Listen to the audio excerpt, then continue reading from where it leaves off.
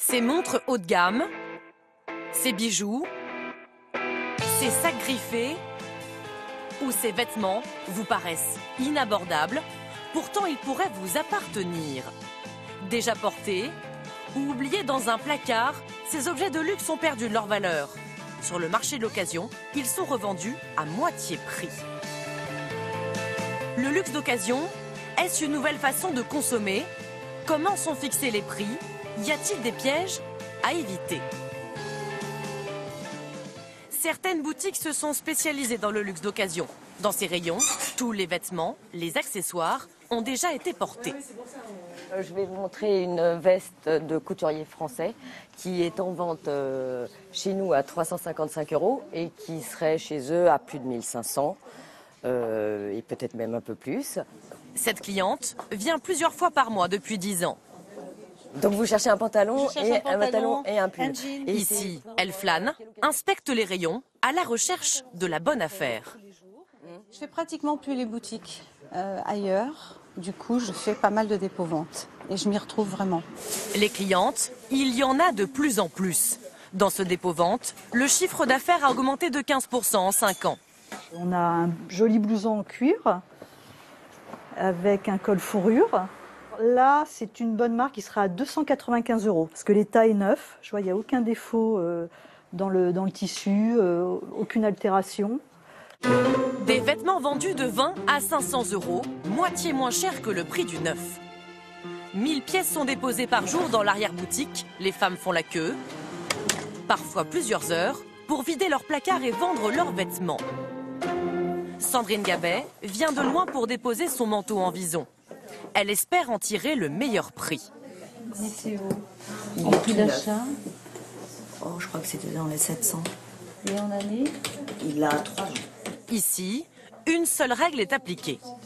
Ce que vous avez acheté hier à 100 €, on va nous le vendre à 50. On vend la moitié du prix public. Pas plus, c'est notre politique. Même à moitié prix, ces pièces restent des achats d'exception.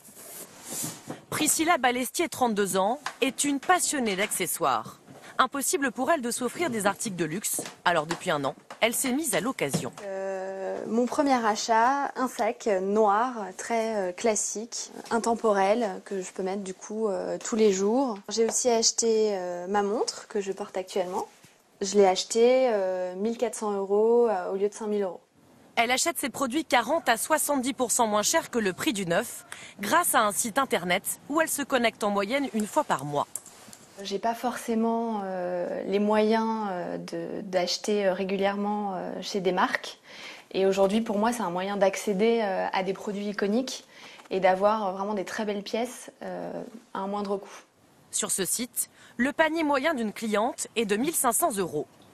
Son créateur a accepté, exceptionnellement, de nous ouvrir les portes de leurs pièces secrètes.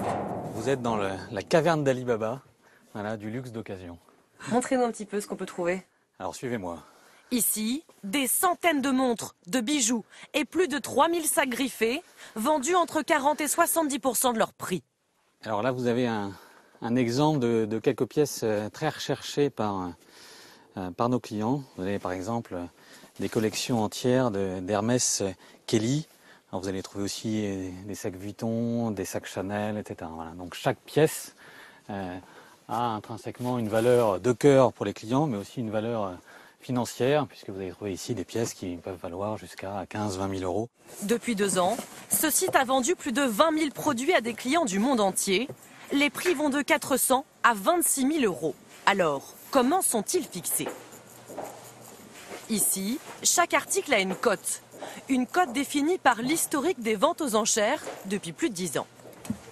Par exemple, cette montre, la 6694, on s'est aperçu que en 2003, la moyenne était de environ 900 € et en 2013, sa moyenne en prix était plus de 2400 €. On va s'apercevoir donc que certains objets sont plus vendus que d'autres en fonction des années et surtout on va voir que la moyenne du prix d'un objet peut augmenter ou parfois même diminuer.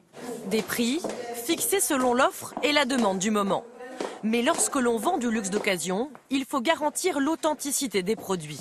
Des experts font la chasse aux contrefaçons. C'est le métier de Sarah Ben Ali. Un des critères, c'est vraiment les marquages. On a par exemple un système de lettrage. À partir de 1970, une lettre dans un rond ou dans un carré. Là, on a un R dans un carré, ce qui nous permet de dire que ce sac date de l'année 2014. On regarde si la signature est propre, n'a pas bavé. Ensuite, on regarde la doublure, hein, comment est faite la doublure. Chez Hermès, en principe, c'est toujours du cuir, c'est de la chèvre. Le luxe d'occasion représente 10% du marché total du luxe. Et pour certaines femmes, une folie devenue abordable.